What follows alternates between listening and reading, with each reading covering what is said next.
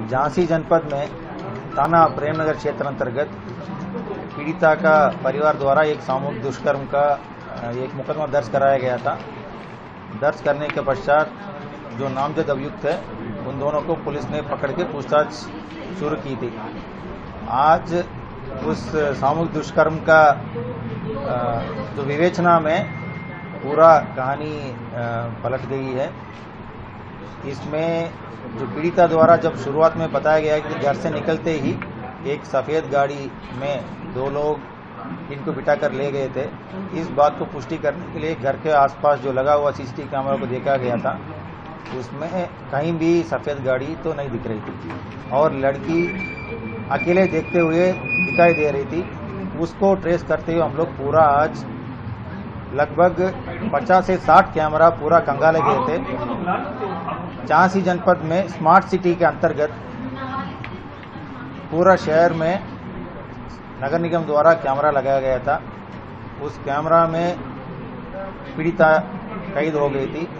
पीड़िता अकेले ऑटो में आते हुए दिख गई थी और शहर में पूरा घूमने के बाद ये अपना किले में जाके पूरा वहां पे वेट भी करती रही।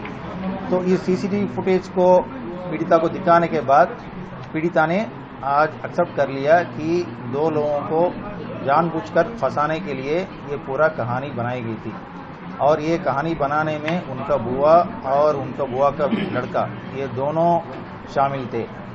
कहानी ये है कि जब पीड़िता एक लड़का से बातचीत कर रही है, उस लड़के के साथ शादी करने के लिए कहीं जाना चाह रही थी, उसको लेके घर से निकली थी। घर से निकलते के पश्चात एक दुकान में जाके अपना पायल और एक बिछिया भी खरीदी थी।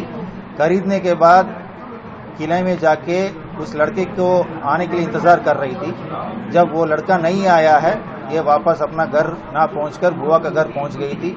बुआ का घर सुबह 10:30 से 11 बजे के बीच में पहुंच गई। पहुंचने के बाद बुआ और उनका बेटा ने मिलकर पूरा इनको समझा बुझाकर 12 घंटे के पश्चात इस तरह का सामूहिक दुष्कर्म का आरोप लगाते हुए एक मुकदमा दर्ज कराया है, जिसमें 2 निर्दोष लोग अनावश्यक रूप में जेल जाने थे। पुलिस का विवेचना से वो दोनों जेल जाने से बच गए थे।